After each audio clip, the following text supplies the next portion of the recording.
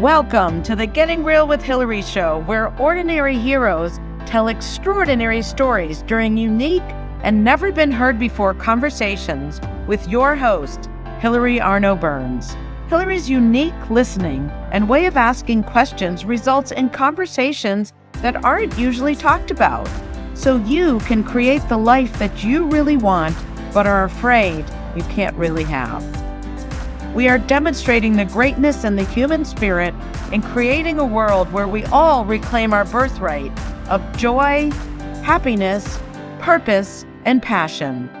Now, here's your host, Hilary Arno Burns.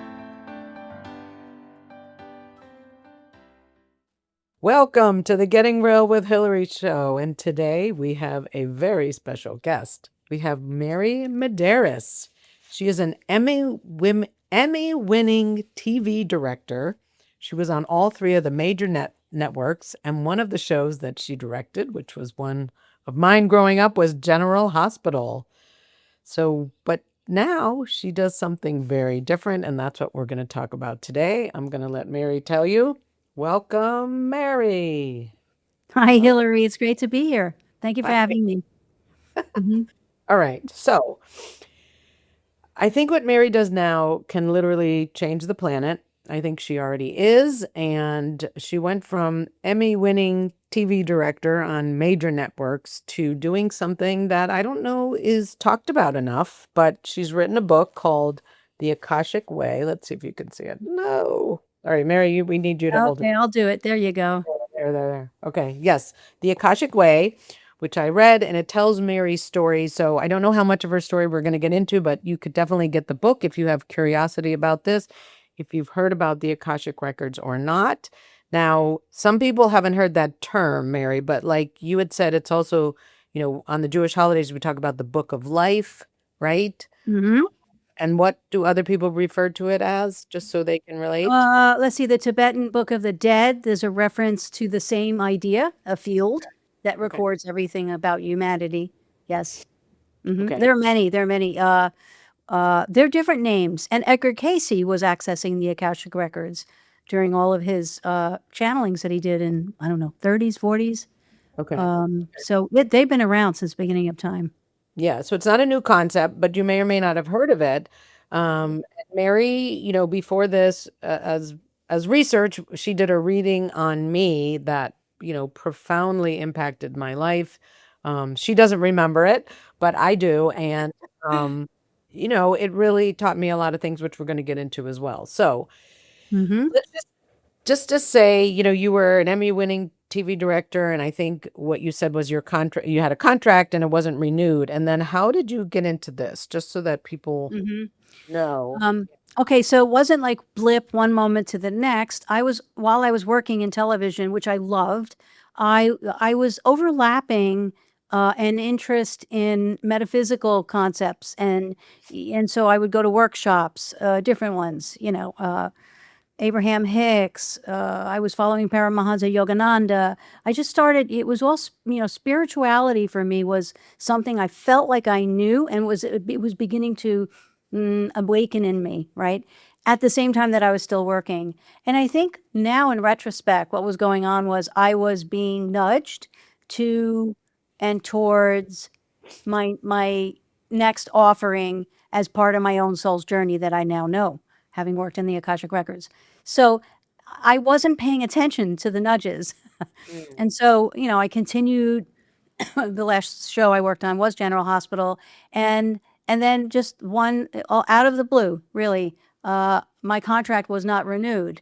And I was just like, what? And even the actors, I went to them, Tony Geary, right, who now just recently passed. Tony Geary, all the actors. Yeah. Luke and Laura. Yeah. I went to all the actors and asked them, is there something that I've missed? Can I be a better director? And they thought I was joking. They were like, what are you talking about? And I said, well, I'm going to be leaving. And they said, hands down, they all said, you're one of the best directors we've worked with. That's all I needed to hear. So I knew something else was happening, but when you're going through it, gosh, it's painful.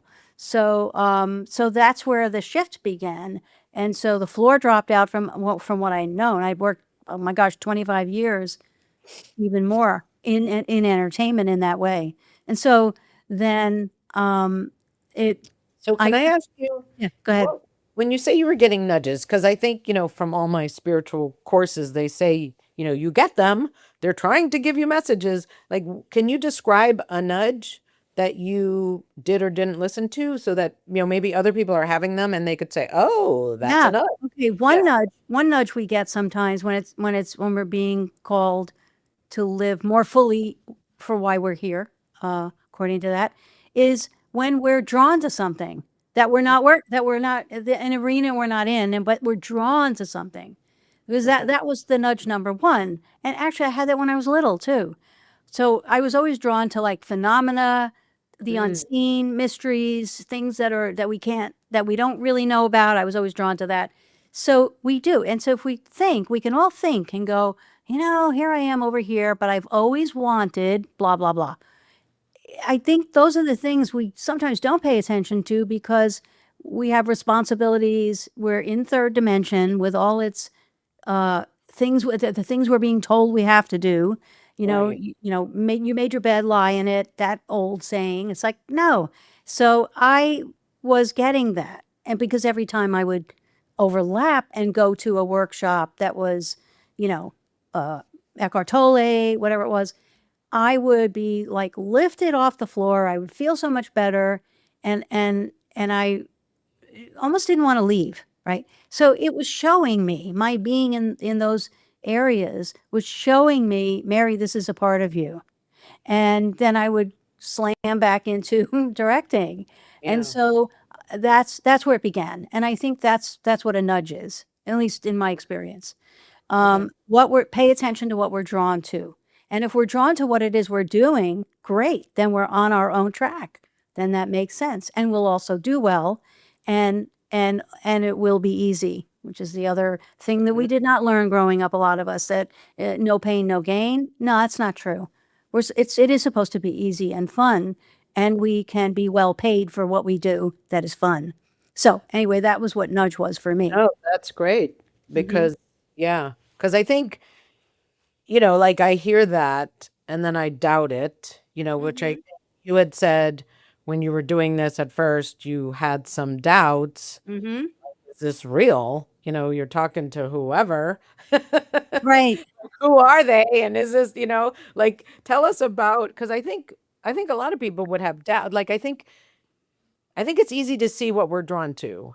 We may or may not be following it, right? But then when you got there, that's very different than TV directing.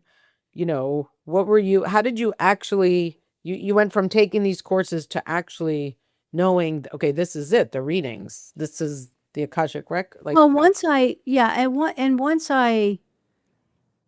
read the first book about the Akashic records and began to open or tried to open my records, I immediately began to hear blocks of thought that were not mine.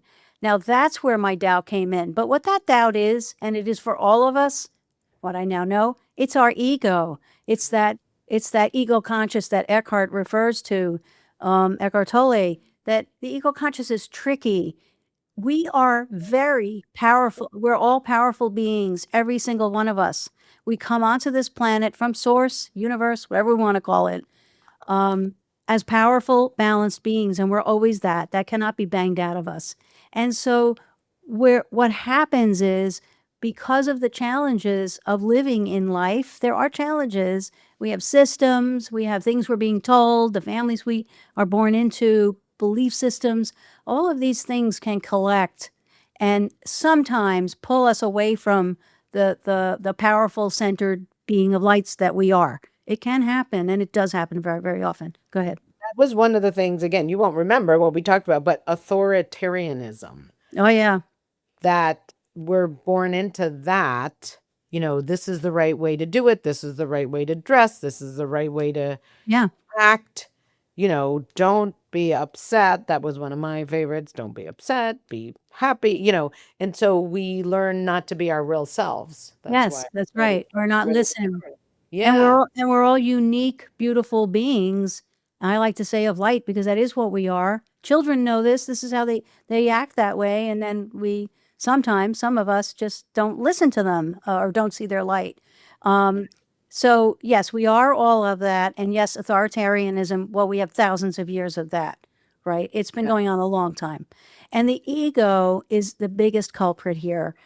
And it was, from what I understand, is it was created when, I'll say mankind, we could say mankind saw himself in the reflection in the pool, which is narcissus, which is probably why narcissism comes from that.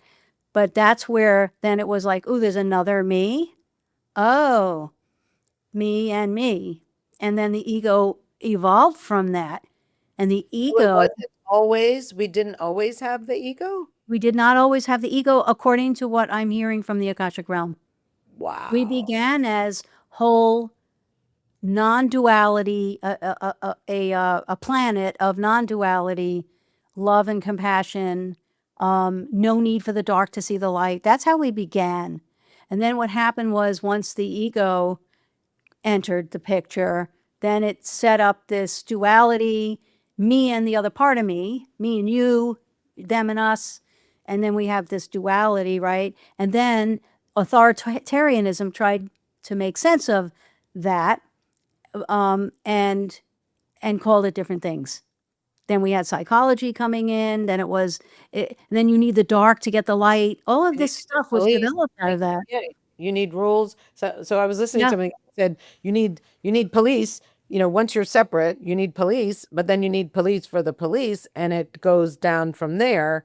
Yeah. You have to, so yeah, that's so interesting. And it's interesting that this came up. I just did a newsletter. I just want to, and it was on the ego, because I realized how smart my ego is, and how it Oh, really yeah. is. It's very So, smart, and it's tricky so- too. It's a so trickster. these are a few of its tricks. Insufficiency. So it's Mhm. never going to be enough. Yep. I published 3 books. So what? No one read them. Do you know what I mean? Like, that's what it's telling me. They sucked. No one read them. Like, I Yeah. can't even feel good about publishing 3 books, right? Separateness. Like you were saying, me and you, not connected. Right. Shame, guilt. It brings the past up. It brings things that have happened in the past and brings them back to today, so we can still be upset, even though they're not around. Comparison. Oh, well, look at Mary's hair. Her hair is better than mine, or whatever. You know what I mean? Like, that's another way to feel bad. Judgment. You should have known better. Yep. And then anxiety, I thought was interesting. It has us worrying about a future that hasn't happened, and Mhm. creates anxiety. But this is, like you said, okay, it wasn't always there. Like, why would we have this thing that's so negative and so disempowering? And if we're not, like, if I'm not aware of it, I'm not going to do my show, because it's never going to be enough numbers. And do you know what I mean? Like, I'm always going So, with yeah. it. Like, why? I don't know if you can answer that. I can. I actually can. So the reason that we do have it floating around and having its way, let's call it that, most of us. And then there's also the collective ego conscious, which is around the whole planet right now. And then there's our individual ego conscious. And Eckhart spends a lot of time on this, and the records affirm that what he's saying is like right on. Okay, so it's when we don't know that we are, I'm using the word divine here. This is not religious, what I'm talking about. It is the idea that there is a source of all of this. Something put all of this together, all of the beauty of it. There's a choreography to this planet that I don't think most people would argue about. So knowing that source, whatever we want to be, universe, source, creator, God, when we don't know we are that, when we don't know that we are light, that we don't know that we are love, when we don't know it inside, not when someone doesn't tell us it, but when we don't know it, then we operate from that. I'll call it that, right? Yeah. So if we don't know we're loved, then we're going to carry out unloving things, actions, or treat other people in unloving ways, because we don't know love. We don't know we're that. So there's where and the ego forms from that. This energy of unlove collects, and then it forms itself, and then it has an awareness of itself. I want to say, excuse the pun, because it's like ego's aware of itself, and that's what keeps it relevant. It fears its demise, which Eckhart also says. It's afraid it will no longer be needed. Now, once love enters the picture, love of self first, ego busts apart. It can't even exist where there's love because it's not of love. So this is all about energy. So it's a collection of unloved energy. Go ahead. No, that's great. I love that. Now, if the ego is not a real thing, Right. or maybe it is, how can it fear its demise? Do you know what I mean? Why is it in survival in me to keep me getting upset? You- Like, what is it? yeah. You know what I mean? What is it that's trying to do that? Is it Well, it looks for, and I believe, because it's challenging to speak of these things because we want to understand it in a linear way, and we're talking about quantum stuff here. okay? So it is an essence that gets created in the way that I just said. This is again what I've been learning from hearing getting downloads from the Akashic realm itself. So it So it's it's created out of unlove. So here's this ball of energy. We could have an image of like a balloon, and the balloon begins deflated. And then when we start not knowing we're love, we just don't know we're love. It could be from growing up, it could be a past life. We just don't know. We don't know we're light and love. Therefore, we don't feel powerful either. Then what happens is the collection of that energy of I don't love myself, not consciously, but on a deep level, it collects. It emanates out and it collects. And it kind of like, imagine the balloon filling up. The balloon starts to fill up with that, and then it has an awareness of itself that we can call the ego. It has it has an awareness, and that awareness of itself. It's not some monster being, but although it's pretty tricky, and all it wants is more of itself, more of itself. So what does it do? Like a radar, it searches for matched energy. So when we're having a day where we feel down, or we're having a rough day, and we don't know we're fully balanced, loving beings, deserving of love and light, and that we're light. If we're in that space, the ego goes, whoop, great. And it will swoop in and match up with that. It's a match in energy. If we're not feeling good about ourselves, the ego loves that. It's like that's what it's made of. So it will enter, in a sense, and influence us with more of that, right? Until love comes in. Once love comes in, that's how it gets solved, actually. And that can, and we can look at different situations because it's different for everybody. But actually, perfect example. You're gonna love this example. So if there's an accident on the street, right, Okay. and human nature, people are gonna run to help. Somebody is injured, they get hit by a car. They're all gonna run to help that person in that situation. Are they stopping on the way to go, wait a minute, what do you believe in? Which side are you on of this? Are you a Democrat? Are you a Republican? They don't do that, right? Because our human nature is love. And so they all run to help. And then later on, what happens in these situations, and on a grander scale as well, when people then come off of that experience and hopefully they've saved someone's life together, they look at each other and they're seeing each other as light, right? And something shifts. That's how we shift this planet. It's with love. In that scenario I just named, there's no ego there. No ego. It can't exist. They're not worried about getting sued for help, No, they're not. It's just for it's that, just right? love. I'm gonna be there for you. Wow. Mm-hmm. So then how does someone learn unlove? Well, I can give you examples. Unlove, something happens having nothing to do with us, but we, the ego, I guess, would swoop in if we were upset, would swoop in and say, oh, you can't count on people. They don't care about you, right? Ego would come in, start this story that can take hold and run our lives, I would say. There is ruin our- another component to this, which can get us, or rather, can influence our lives, and get us away from the light that we are. And then the ego goes, oh, good. And that's subconscious patterns.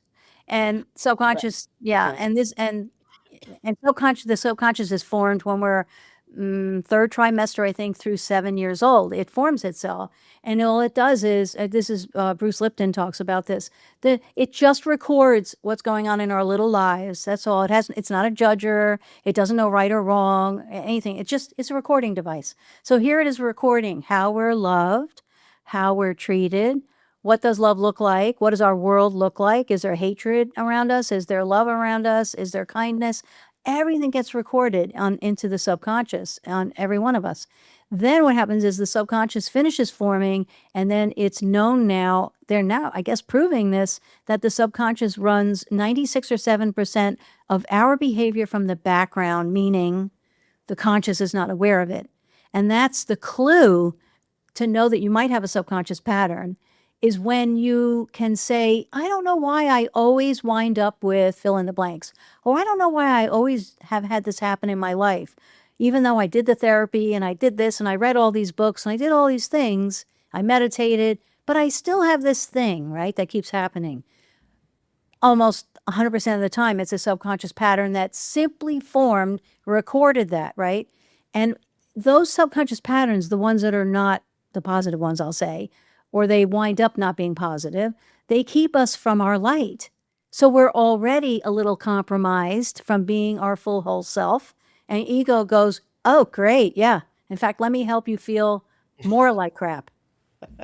And that's what the ego And it's does. really good at it. It's a trickster. It's really good at it. I don't like to be embarrassed or disappointed or dismissed. There was a fourth, I can't even remember. But that's what, when I was doing this thing with the books, and it's like, or with my, I don't know, let's say with my TikToks, the numbers are going down. So then the ego comes in and says, well, that's because you suck. You should stop doing this. You're embarrassing yourself. But it's not the ego operating by itself.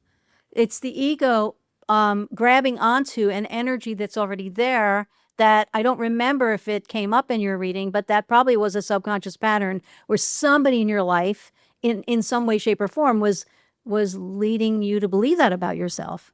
Right. Yeah. So it grabs it. Yeah.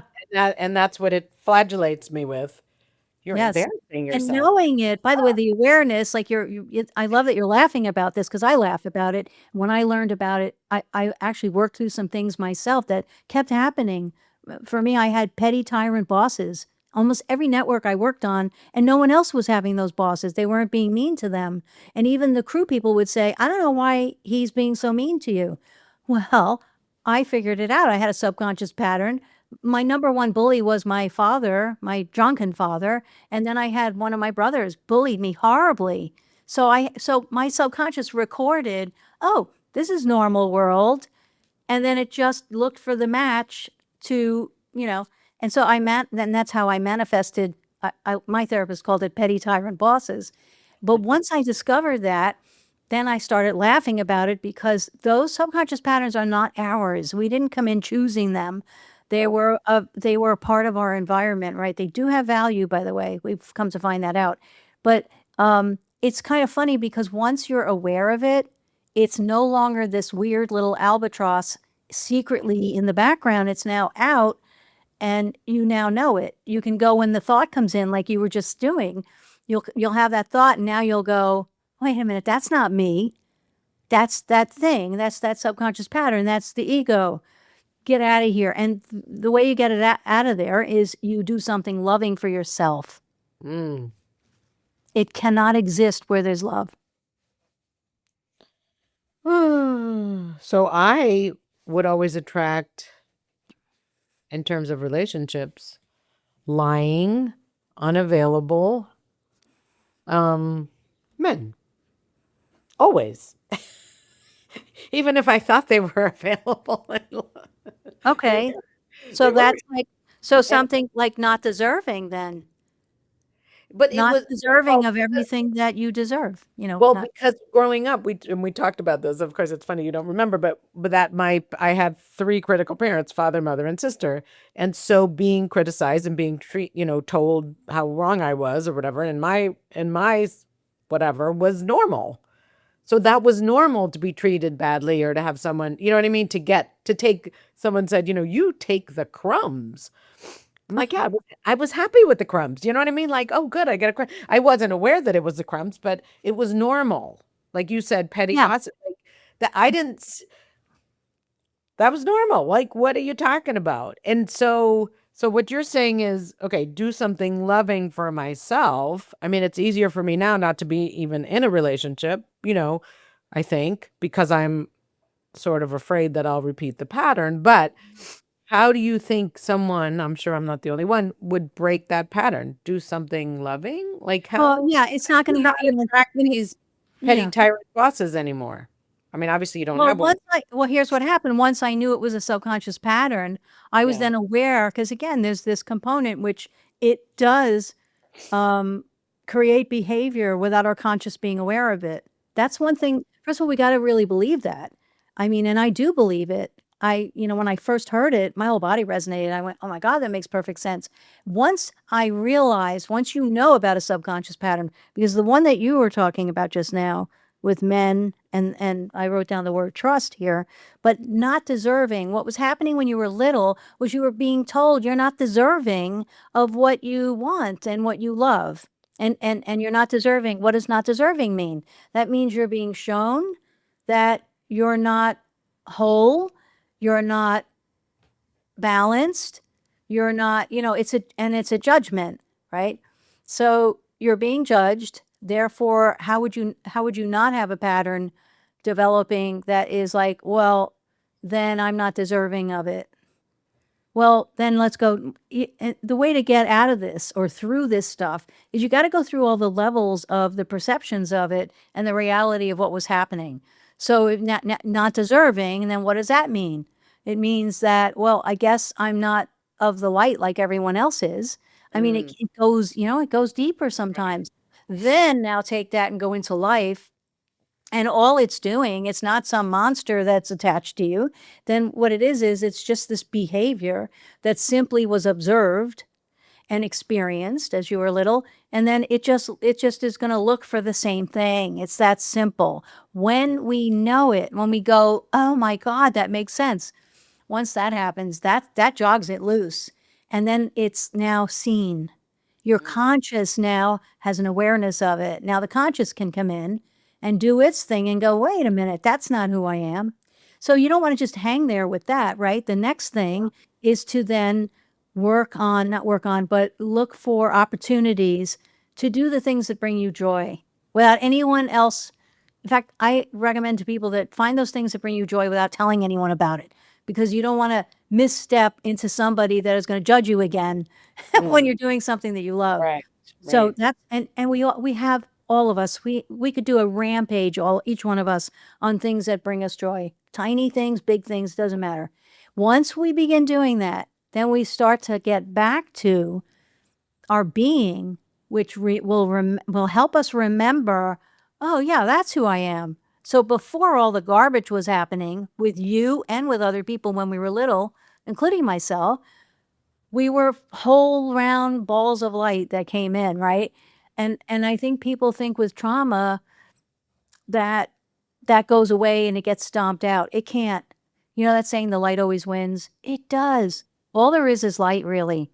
Abraham Hicks has a saying, when you walk in a room, there's no dark switch. I love that. Isn't that funny? There isn't. Right. And actually, when you're in the dark and you shine, you could light one little candle, the whole room lights up. The dark goes away, right? Which means there was no dark to begin with. Right. Yeah. And that's what you said to me in the reading, that I was born, which we all are, in light and love, and Yeah. nothing can take that away. So if Nothing. somebody's listening and they've had trauma or they did something bad or whatever, they think, like I've heard people say, I'm damaged goods. Well, Yeah. they're not. They're No, not. Right? they're not. They're not. They're not. They're not. That's just And all a lot of that's psychologists and psychiatrists are not going to like that. But that's, and the thing is, I always knew this when I was little, because I didn't go down a bad road. My brothers did because of the abuse and my mental abuse in my family. But I didn't. Why didn't I? I know for some reason my light was still lit and I kept it, but I wasn't conscious of it, right? It was painful for me. So we're not saying, and the records don't say, that trauma is not real and that there wasn't pain we went through. Not at all. It's not lessening that. But what it's offering us is a new way to look at, or actually, I like to say, the real truth about trauma and the meaning of it, because it does have value. And we find that out. We don't need to pick all the trauma apart. We don't have to look at the specifics of it, especially in cases where people were raped when they were little. The records are not, when I'm in readings, they're not asking the people to talk about that, but they want them to talk about the energy of being shut down, because we're being shut down from our light.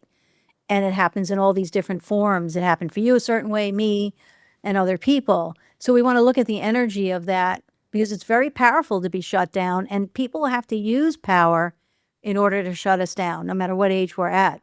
And if we can harness the energy of that, right, when we're adults, and it, you have to get to it. You have to go through the recognizing, oh, maybe it's a pattern, recognizing that we really are light. We have to know and feel into that. Those are important.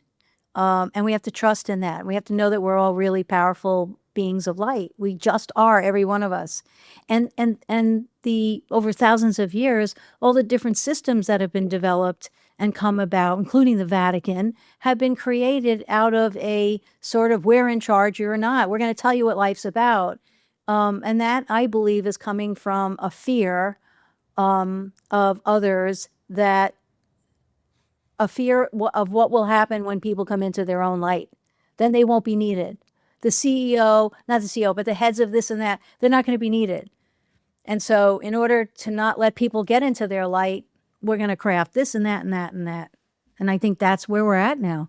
Let's say the Vatican. They're afraid of not being needed, so they get all crazy with the rules and be authoritarian and whatever they do.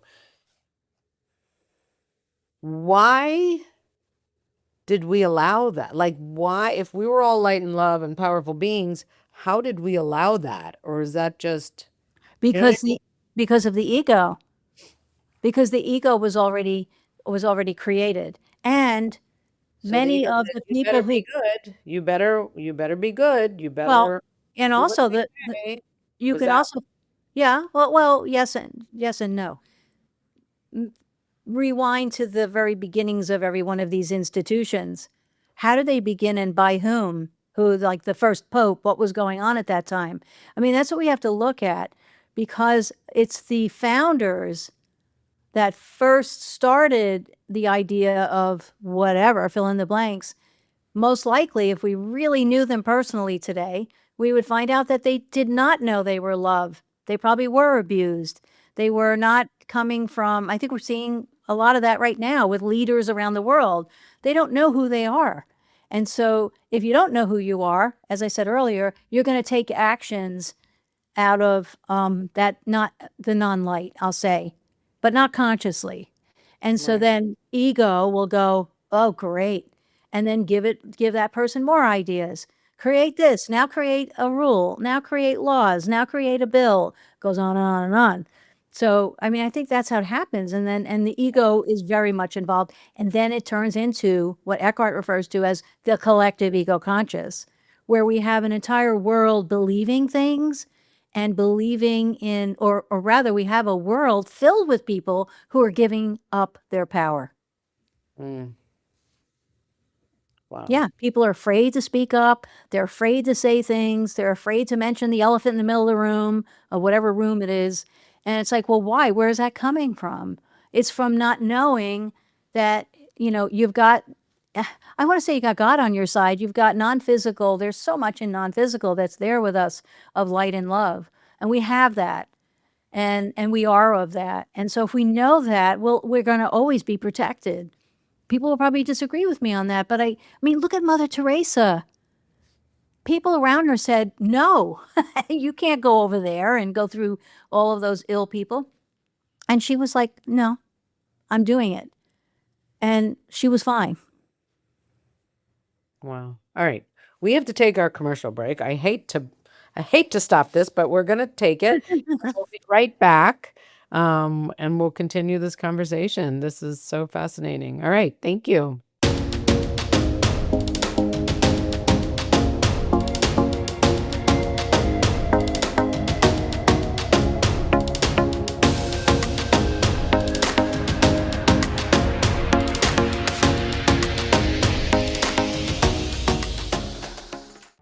it's Hilary from the Getting Real with Hilary show.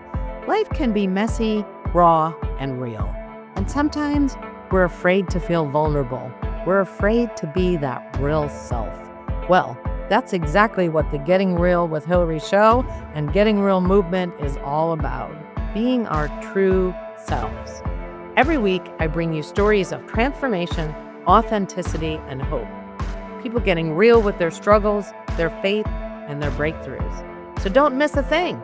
Subscribe to my weekly newsletter today. You'll get stories, links to everything new, and how to create a life you love every week directly to your inbox. You can also find my books on Amazon. My courageous and riveting memoir, The Second Piece of French Toast, in case you feel stuck in your life and want to get inspired. How I came out about my no sex life and my marriage, and my second book, Real Talk. That one will get you speaking up in ways you've been too afraid to do so, and really creating amazing freedom. And my third book, How to Stop Fixing Yourself and Start Having Fun, the name is called Your Bullshit is Your Blessing. Find links to everything and subscribe to my YouTube channel, Getting Real with Hilary, and you'll find the links in the header. So, visit, and you can also visit gettingrealwithhilary.com because the real you is worth it and wants to come out. Hey friends, it's Hilary, and I want to share something that genuinely shifted how I see modern and contemporary art, and honestly, how I see the world. If you've ever felt like modern or contemporary art just wasn't for you, like you were supposed to understand it before you could enjoy it, you're not alone. And that's exactly what Robin Jameson turns upside down. Through innovative tours, talks, trainings, and educational programs, Robin doesn't explain art or tell you what to think. She guides you into actually experiencing it, personally, directly, and in a way that is powerful, moving, and even life-altering. She's also the author of The Magic of Modern Art, How to Love Modern and Contemporary Art. And what she shows people is this: you already have an innate affinity for all types of art. Through Robin's work, you are awakened to more than just a new, confident, and joyful relationship with art. You begin to see everything with fresh eyes, feeling more curious, open, and alive in the world. If you're looking to create a powerful, memorable experience for yourself, museum, organization, or community, visit magicofmodernart.com or email Robin, ROBYN, at magicofmodernart.com and discover what's possible when art and life truly come alive.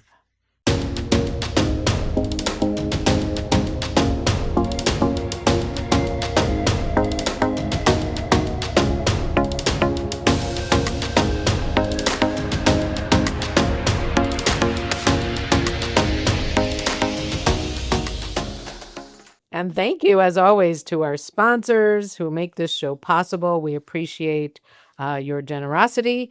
And also, if you see the logos going underneath the show, we thank you to those sponsors as well.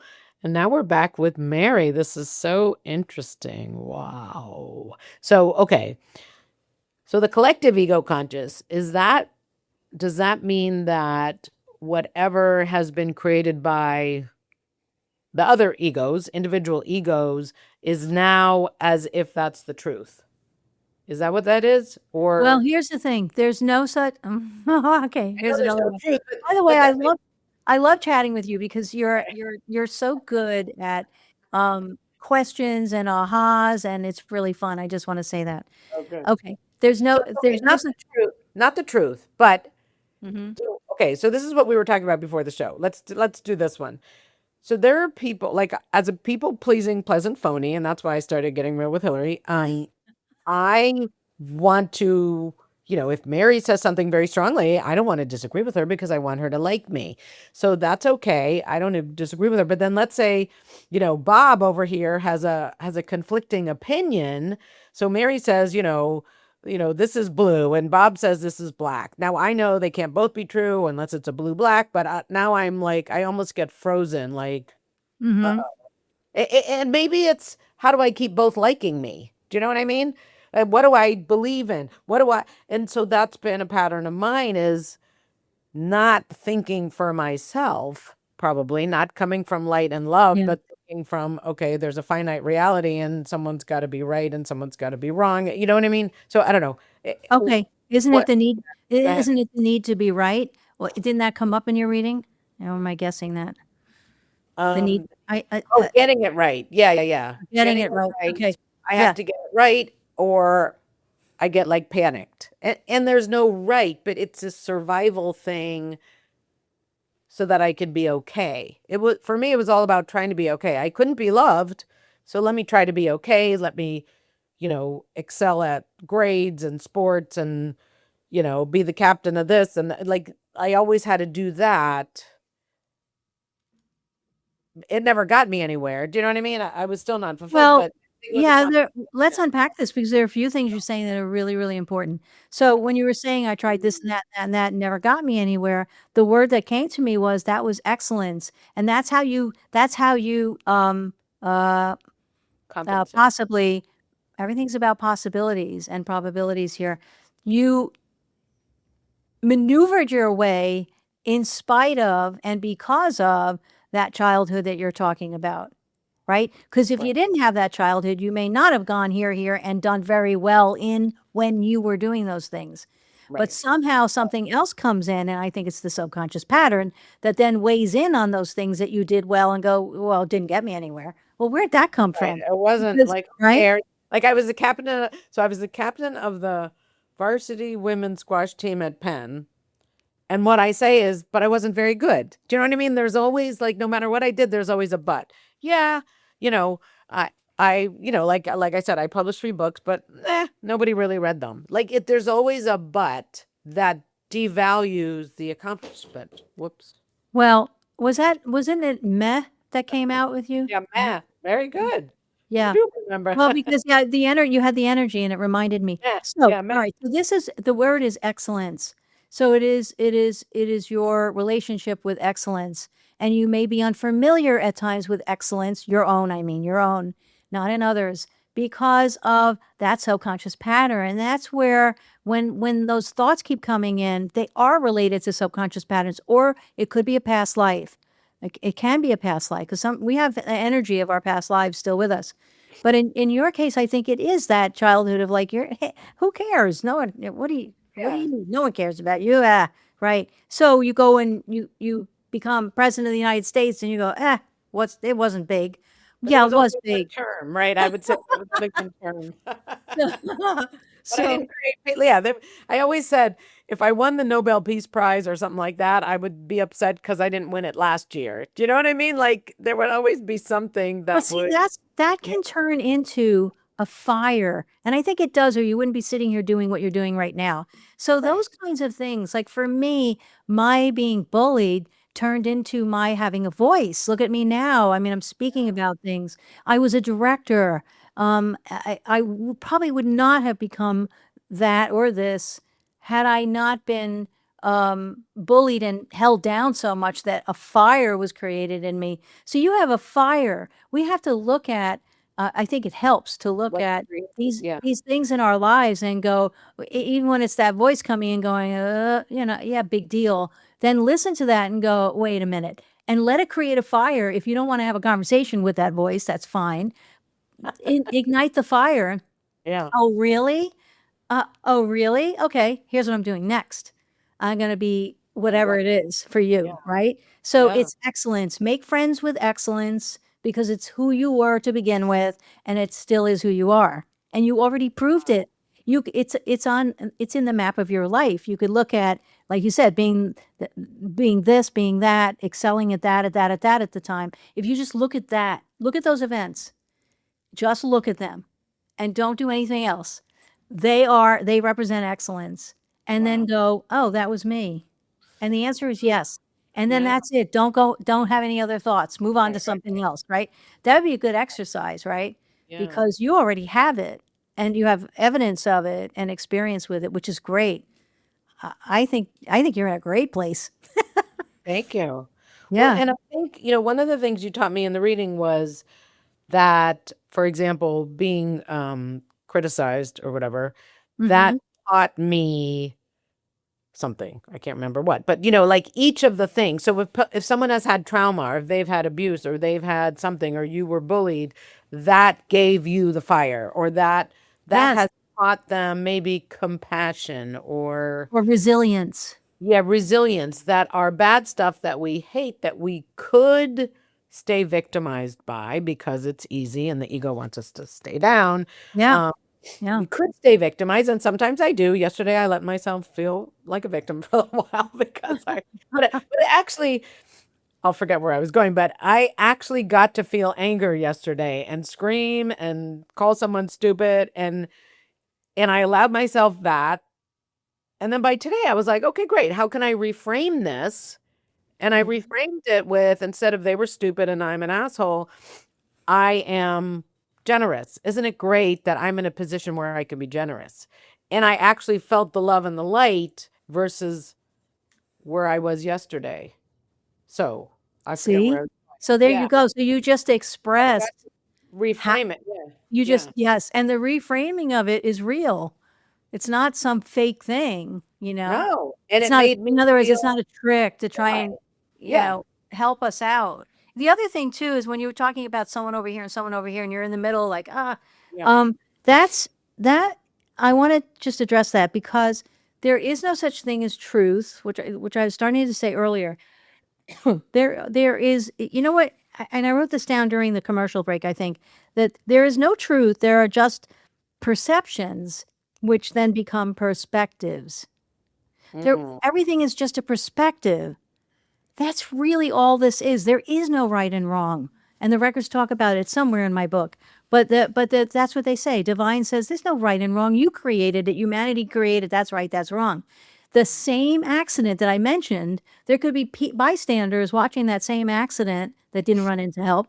And then the reporter goes up to each one of them and they're going to describe the accident in a different way, right? Does that mean each person, like, who's right? There is no right. It's that one's perspective based on where they're at. That one's perspective, that one. That's all everything is. And I think it makes it simpler. But don't you think if people could recognize that, they wouldn't have to stop being friends with people who think differently? Do you know what I mean? Like, Yes, now, that's great. like we were talking Exactly. about this before we started, there's such a divisiveness, and I personally blame the news because I think they give two different sides of stories, and you could say whichever is true. I'm not going to get into that. Who knows? But There is no true. yeah, there is no truth. So then if people could recognize that and just say, this is a perception and this is a perspective. And I know when I took statistics, we can prove anything we want. We can prove anything we want. And It's actually, science. No, it's a science based on an opinion. Do you know what I mean? That they could prove it. and don't the know. need to prove is going to go away eventually. Oh, good.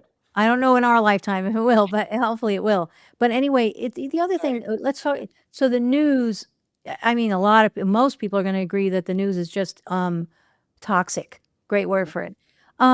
It's not, it's because here's the elephant in the middle of the room, and I get to talk about it because I don't work for a network anymore. Yay. It's the owners, the corporations that own these, and it's not just one, like when there was Walt Disney way back when. It's not like that anymore. It's this corporation and that one and that one and that one, and they all own not just CBS or NBC or CNN. They own that, and they own this and that and that and that and that, and they own food and they own cars, and it's like, so what it's called agenda, okay? And they have to keep themselves going. And then they are also influencing the economy, and they're influencing the economics of this country. How do you do that? They make friends with the politicians. This is real. I mean, this isn't even like what I think versus what somebody else thinks. You can just, there was a movie done called The Shift, not The Shift. Yeah, I think it was called The Shift.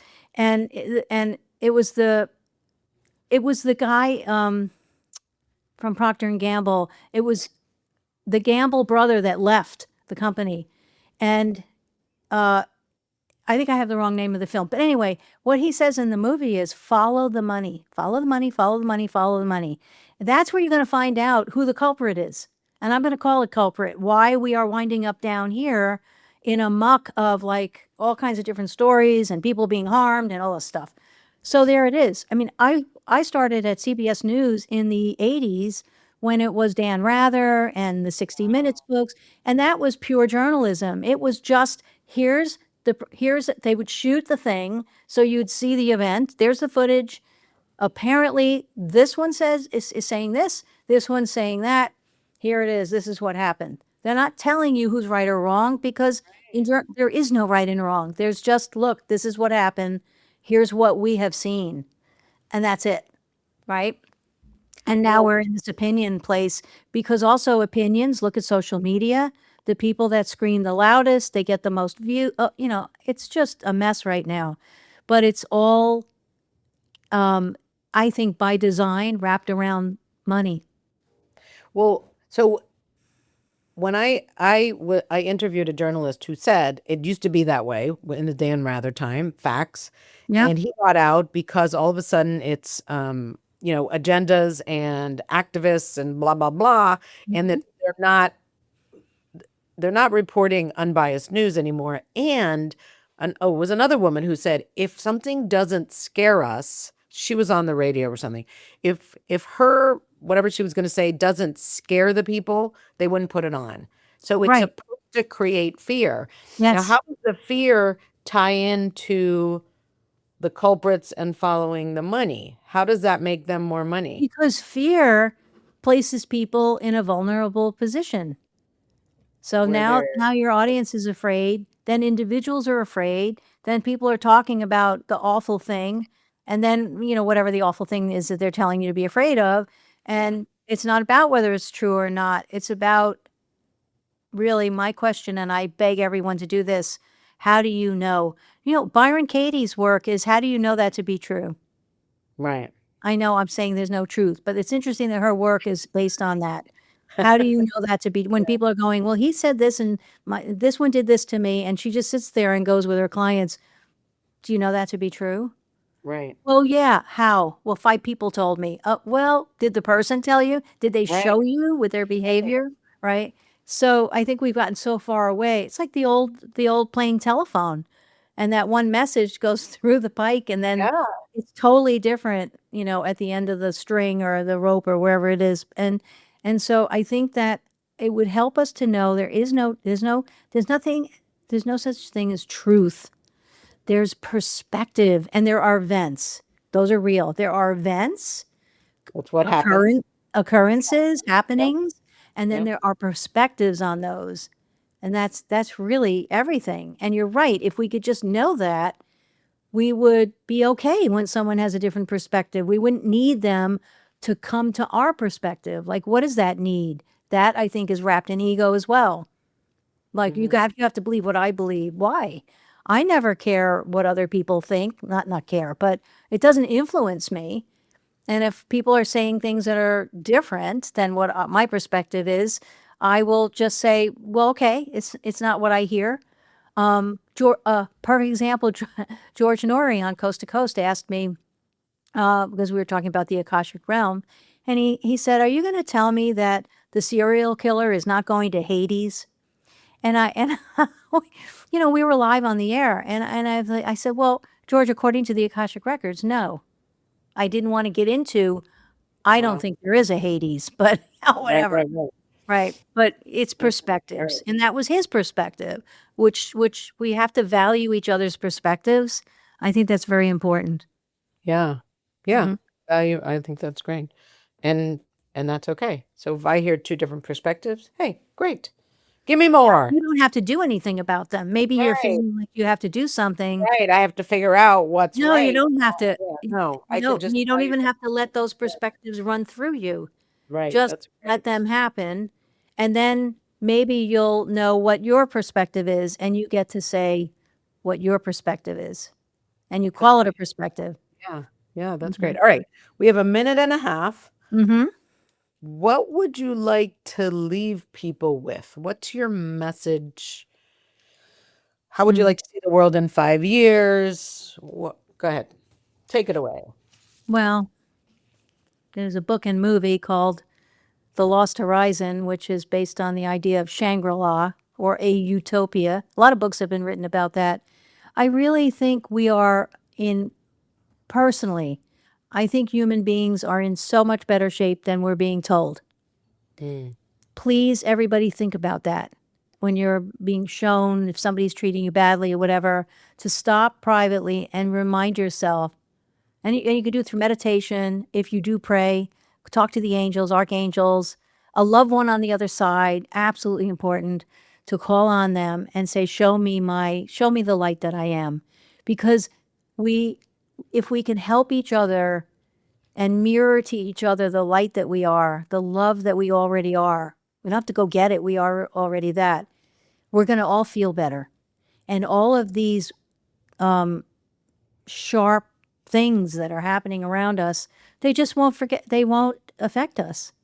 They really won't affect us. We don't have to work on it not affecting us. That won't work, because that'll just activate more of it in our lives. That's the law of attraction.